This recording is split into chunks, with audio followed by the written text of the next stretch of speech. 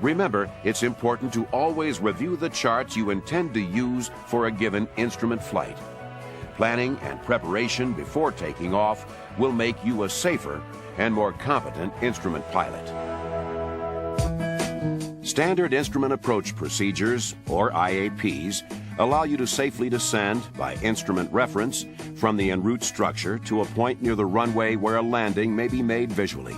Outlines the criteria used to develop instrument approach procedures.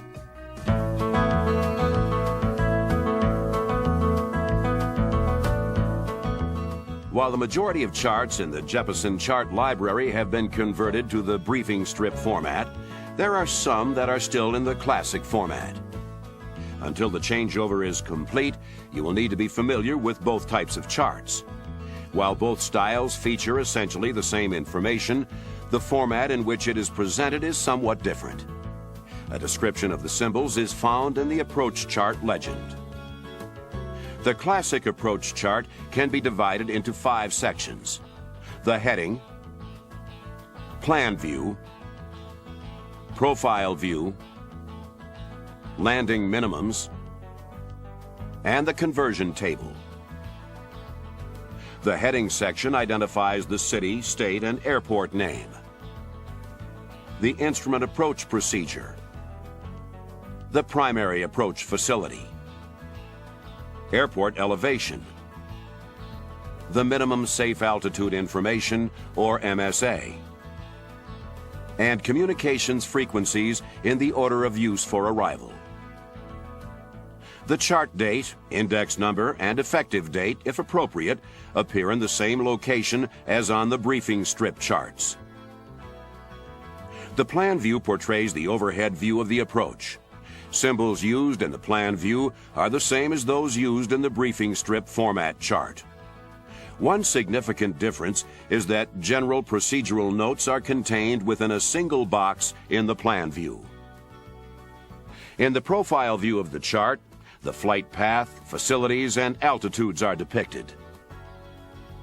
The threshold crossing height and touchdown zone elevation are also shown. The depiction is similar to the briefing strip format. The textual missed approach procedure is included just below the profile view of the chart. Missed approach icons are not shown on the classic Jeppesen chart format.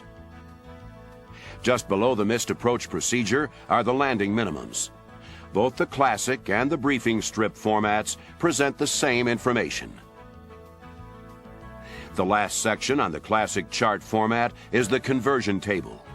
This table provides information about the descent rate and timing, depending on the type of approach.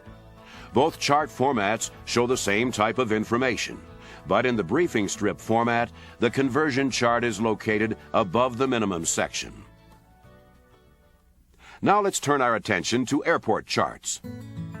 The Jeppesen Airport Chart is a valuable resource for maintaining situational awareness and orientation, as well as reducing surface movement collisions and runway incursions. Usually, you will find the airport chart located on the reverse side of the first approach chart for each airport. Like the approach chart, the airport chart is laid out in 5 sections: heading, communications, airport plan view, additional runway information, and takeoff and alternate minimums. The heading contains the name of the city and state, the airport identifier, the airport name, location information such as latitude and longitude, and bearing and distance from a VOR, DME, or VORTAC, the airport elevation, and local magnetic variation. The chart index number and chart date, or effective date, are located at the top center of the chart. The communications box shows frequencies in the order used for departure. For example, this chart shows the frequencies for the AWAS-3, the Unicom CTAF, and finally, the center frequency. The airport plan view depicts the layout of runways and taxiways, as well as selected surface features in the airport environment. A complete description of all symbols used on the chart can be found in the approach chart legend. The additional runway information section presents more detailed information than can be shown on the plan view. Typically, this information is located below the plan view, but in some cases, it is published as a separate page. The information on this chart includes lighting systems, usable lengths and widths of runways. Appropriate notes are also included. The last section of the airport chart shows the takeoff and alternate minimums.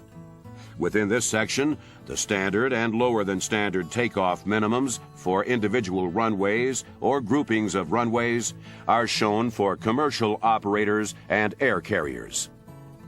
Remember, if you're operating under FAR Part 91, you are not required to comply with the published IFR takeoff minimums. However, you should realize that these minimums have been established for the operation of commercial aircraft. Therefore, it is wise to comply with the standard minimums. The alternate airport weather minimums are published on the chart and may be shown either on the far right side of the chart or on the bottom of the chart below the takeoff minimums. These minimums are listed only when the airport can be used as an alternate on your flight plan. The NA on this chart shows that it cannot be filed as an alternate. Although the classic charts will eventually be replaced with the briefing strip format, you will need to be comfortable using both styles during the transition period. With a little practice, you will find both chart formats clear and easy to use.